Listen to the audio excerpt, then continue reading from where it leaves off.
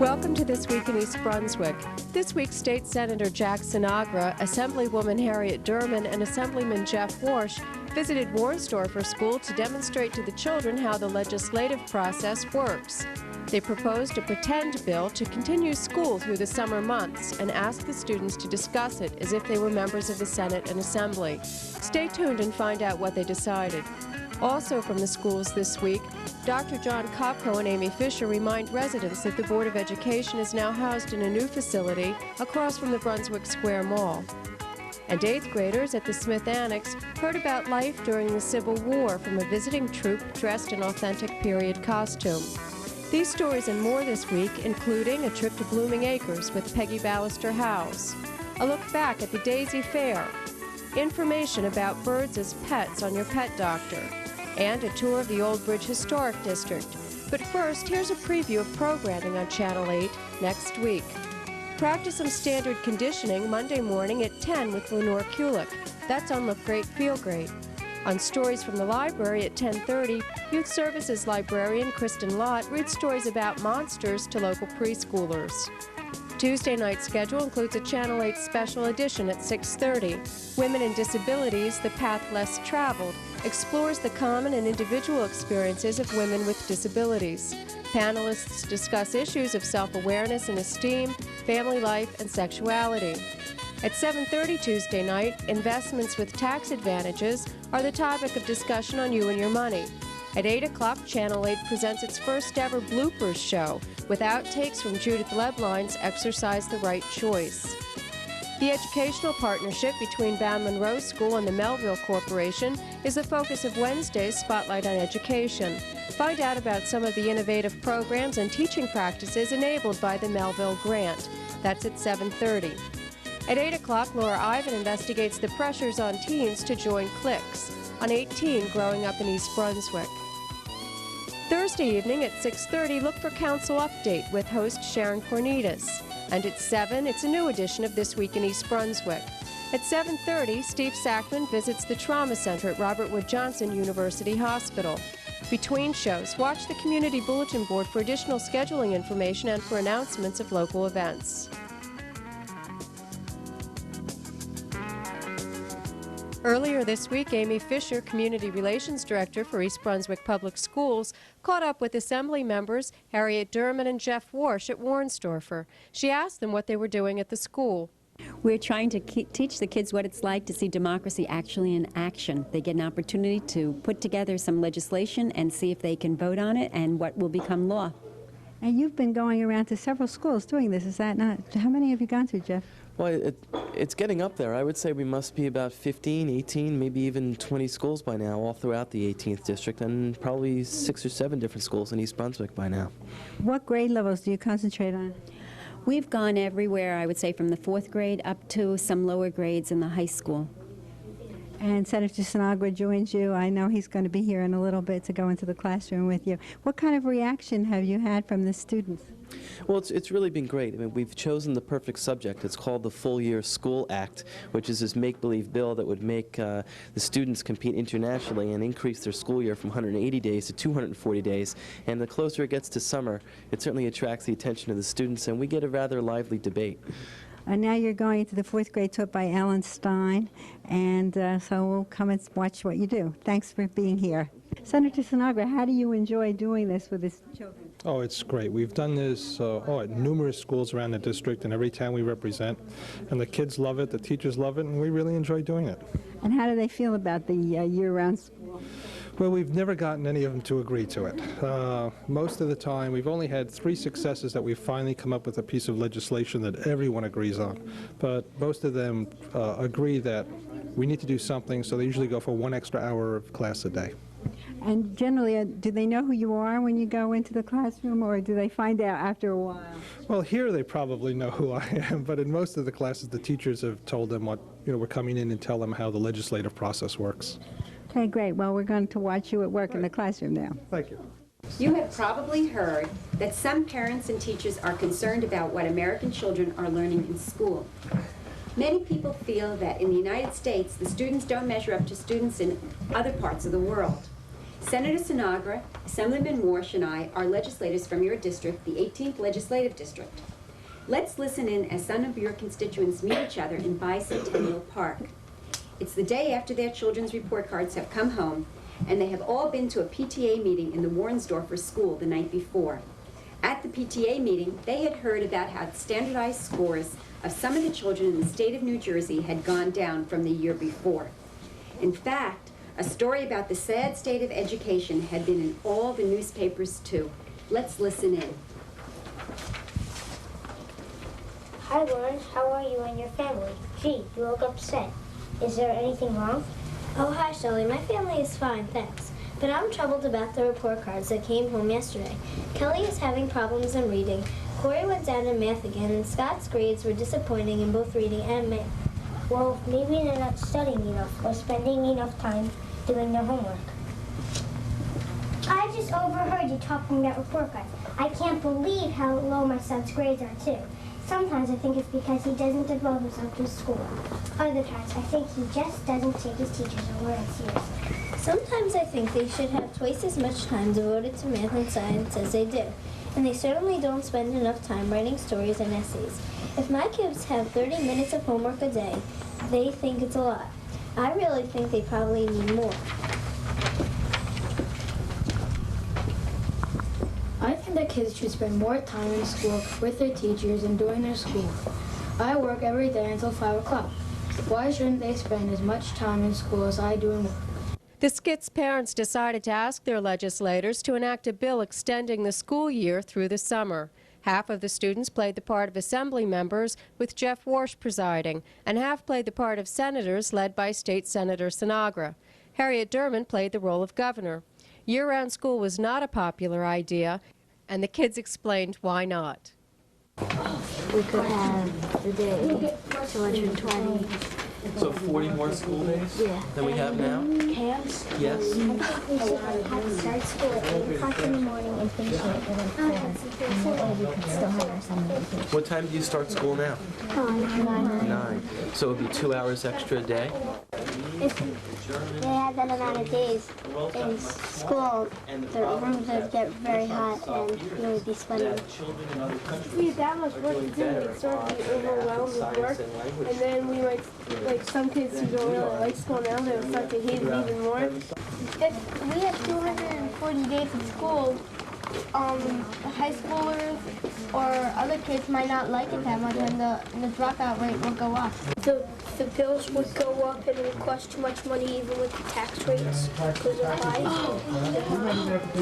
With some prodding by the governor, Warnsdorfer's Assembly and Senate finally reached consensus. They decided that if students need more time in the school day should be extended, but no one should give up their summer vacation.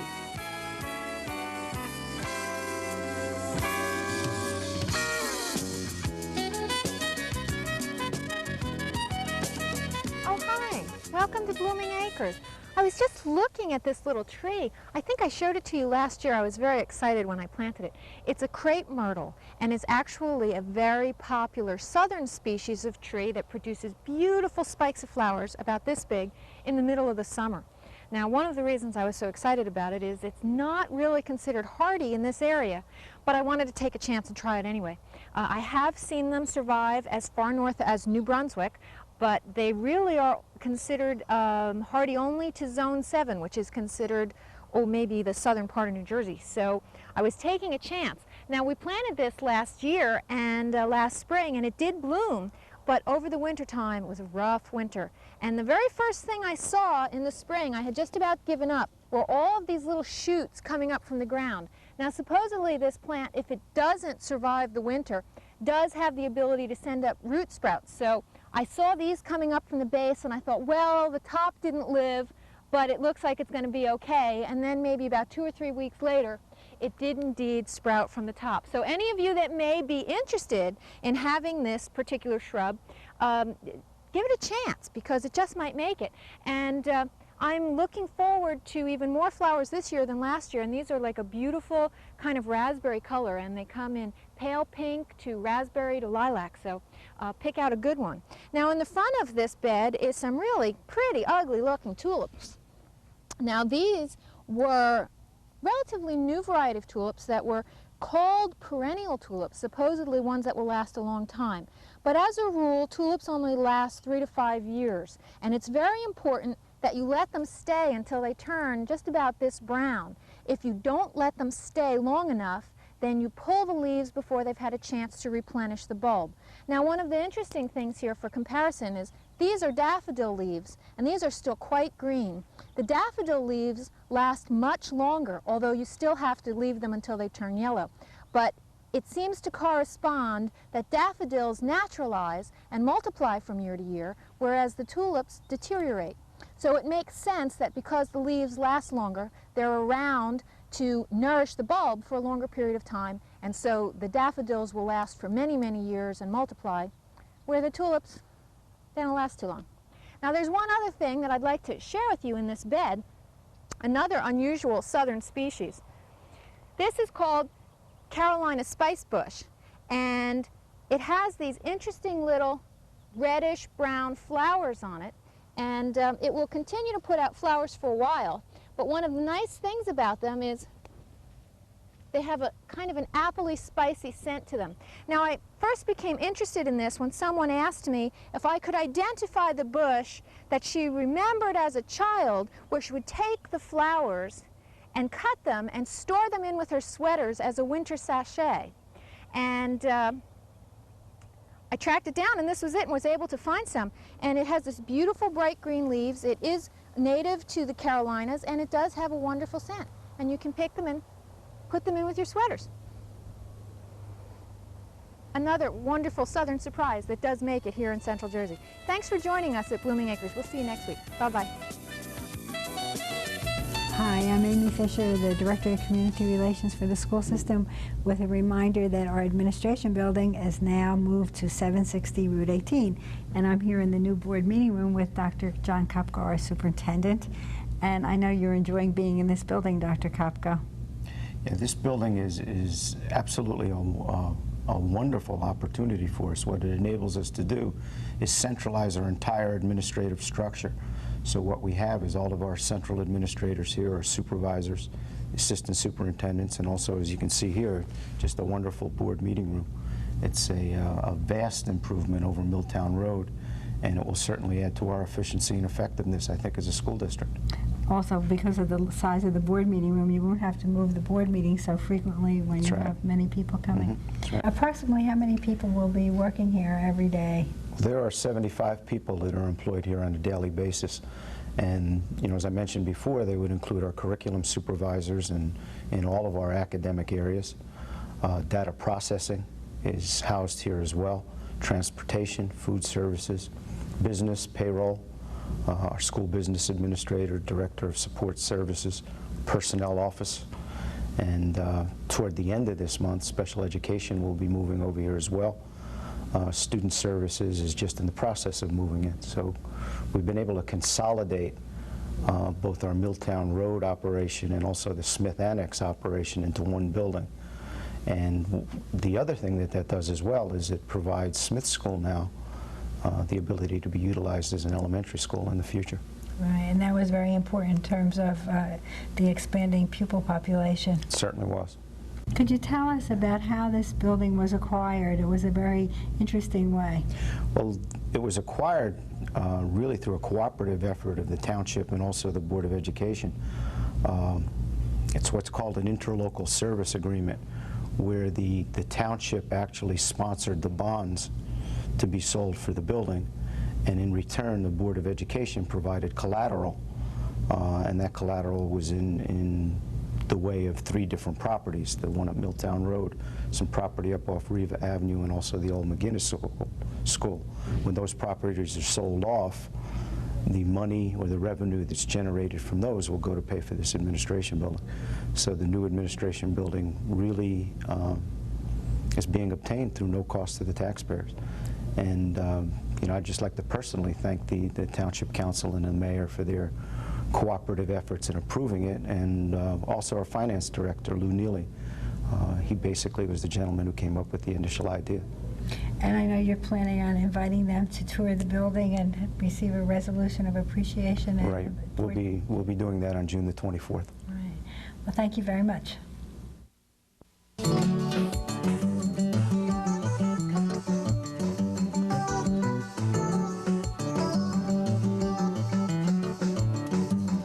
Hi, welcome back once again to Your Pet Doctor. I'm your host, Dolly Vasta, and my co-host is... I'm Dr. Brian Johnson from the Cranberry Veterinary Hospital in East Brunswick. Yes, and we have a fun show for you today because we've had a few requests for these beautiful creatures that Dr. Johnson is going to show you. And who are you fondling over there? Well, this is Cookie. Cookie is an umbrella cockatoo. We've had several people comment on the birds, and thought we'd bring them back, show you a couple of varieties. This is an average size in the parrot family. This happens to be an umbrella cockatoo. They come larger and smaller. They make wonderful pets. That's one of the next guys coming. He's anxious. He's anxious. He's anxious. But this has a life expectancy of 50 to 75 years on proper feeding. And it becomes a wonderful pet that you can have, snuggle with, play with. I mean, they're just a lot of fun to have. They're not difficult to keep, but they do require a reasonable amount of attention. It's not something that you can hang on the wall as you might a canary. This requires constant interplay in order to keep them happy and to make them nice pets. And you can see there's no danger of this bird being a biter or something like that. She's a marshmallow. Ah, well, could we put the marshmallow down for a minute? Because I think we have a smaller one. Yes, let me show you a smaller variety. If this bird happens to be a little bit too big for you, this is a smaller variety. Yes, held by Ronnie, Dr. Johnson's wife. And this is a lesser sulfur-crested cockatoo. This is about 2/3 the size. It's a very, very pretty bird. It's a very dramatic bird. And it is equally as much fun. They have a long life expectancy. It's something that you really get into. And if these are not of your liking, let you take this guy too. We're going to try to show you another alternative. Yes, yes, I wanted to see whether you've got anything else. Well, the next one is Elliot. It's Elliot, that's Elliot right. is a baby. He's only not quite 5 months old yet. He's a very noisy baby. Well, his birthday is coming tomorrow, so he's 5 months old tomorrow, so he's not really very old. But this is called a green-winged macaw. And the macaws tend to go a little bit larger than your normal cockatoos. There are many species of macaws from not much bigger than a parakeet to the larger varieties. Now, I hope you don't expect me to sing happy birthday to him. No, not till he's 6 months old. Yes. Oh, he's absolutely gorgeous. Elliot, come. Yoel. Elliot, come. Elliot doesn't want to come, so just kind of push him over. Oops. Elliot, come. Okay, here's Elliot. Hi, Elliot. He is gorgeous, isn't he? Oh, look at those colors, yes. Now, he's a baby. I was watching you fondle him before. I didn't mean to interrupt you, but God, he was so gentle. Yeah, people might be turned off with his size, or they might be turned on. But this is a type of bird that can be just as gentle. You can see, people say, my gosh, they'll take your finger off. No, see? No. He's just as gentle. And if you'll sit there, he'll sit and get scratched, and he'll snuggle up with you, and he's a wonderful pet. And you can't eat that microphone, or they'll yell at me. Yes. But he's a type of bird that he'll be a lifelong pet for you. He can go any place with you. He goes, of course, in the carrier. Yes, I understand. He will talk. He will have most of the qualities of another pet, plus with proper feeding, he will have a life expectancy of 50 to 75 years. You know, these would be great pets for seniors, wouldn't they? Yes, I just had one senior couple come in this morning. He said yes. Yes, he agrees. A lot of people who are older have stated that, gee, I can't take the loss. I'm too old for that, or I just don't want to go through that. With one of these guys, they will live. Certainly he's going to outlive me. I've got to decide which one of my two boys he's going to. So they're a good bird for that. They don't have to be walked outside in the cold weather, and they make a wonderful pet. And this is Elliot. Well, Elliot, we're going to have to say goodbye to you and to your master right at the moment. We'll see you all next week. In the meantime, take care. And have a good day. Yes. Hi, I'm Amy Fisher, and today I'm in the Smith Annex Library, and I'm with Dave Neeskens, who is an 8th grade social studies teacher at Churchill Junior High School. Dave, you're having a very big celebration here today. Could you tell us about it? Yes, this is our Journey into Early America Day, of which there are 3 components. The students bring in their projects, which deal with one facet of early American life between the years 1800 and 1865, and then they display those projects and have presented them to their classes. We're also fortunate enough to also have the sons and daughters of Confederate veterans who are with us today talking about the different aspects of life in Confederate camps and in the Confederate Army itself. And then the third component to our project today is when we bring in the parents to meet the sons and daughters of the Confederate veterans to display to see the displays of the projects, to talk to the teachers, and to talk to the students about their projects. How many teachers have been involved in this? Well, there are 6 of us all teaching social studies on the 8th grade level. There's Mr. Deeker, Mr. Freilich, Mr. Gallison, Mrs. Petruniak, Mrs. Schatz, and then myself. And these projects are really amazing. They must have taken hours and hours of work. Could you describe just a few of them for us? Well, we have one that deals with the famous naval battle, the Monitor and the Merrimack. We have another that is dealing with trade down the Mississippi. Another which is dealing with early American food, a number on the War of 1812, which seems to have been a favorite. The Star-Spangled Banner's inspiration, I suppose, had something to do with that, and everything else you could possibly imagine. The Civil War is also a big hit for this time period because we're covering that in our curriculum. Well, thank you very much. Probably what you see here is mostly a work dress, because what we designate in a woman's dress of that day. The fancier gowns would actually have a hoop on it. This is a 4-banded hoop, which was probably used during the daytime. The very, very exquisite ball gowns of that time were 6 to 8-banded hoops, and they were very enormous structures, which probably like this. But you could distinguish a woman's rank in the time of day, even social position, by the way she dressed. There was a day dress, which is probably what you typically see, straight, no hoop. But however, if a woman went out into company, she was expected to have her hoop on, even if she was of a low social status. You only worked in your straight skirts. You did not go out into public if you didn't have a hoop on. Likewise, you did not go out into public if your hands weren't covered, if part of your head wasn't covered. It just wasn't considered proper of that day. 3rd graders from Frost School also took a trip back to the past with tour guide Mark Nonestide and the Old Bridge Historic District of East Brunswick. Every year, all township 3rd graders visit the village, located at the juncture of Old Bridge Turnpike and Main Street, to hear about the history behind some of our oldest buildings. Here's the Old Bridge Baptist Church. It was built in 1844. And originally, when it was built, the front of the church faced this side street here, right along here, which is now on the right side of the building. In fact, if we look at this top photograph up here, this is what the church looked like when it was originally built, when it faced Ruckers Road.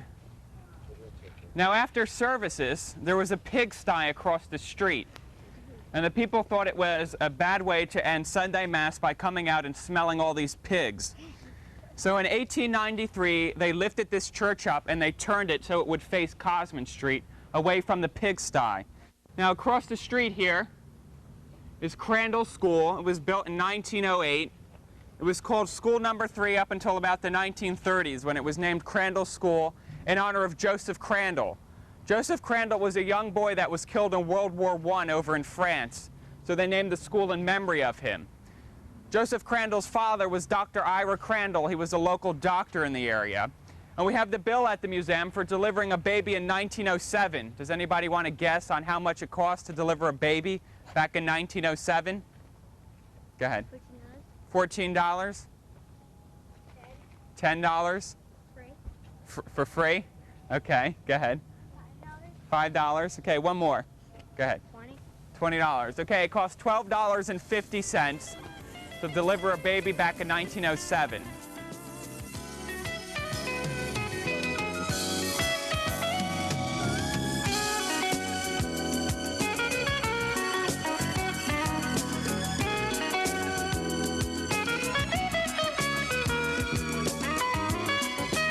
This year's Daisy Fair closed Sunday after a very successful week of food, games, rides, and entertainment. Once in the gate, it was hard to decide which way to go first, down the food court, to the free petting zoo, to the elephant ride. to the games, or to the amusement rides. The Daisy Fair is organized by East Brunswick resident Ron Wisniewski and benefits Camp Daisy, the township program for physically and mentally challenged children and adults.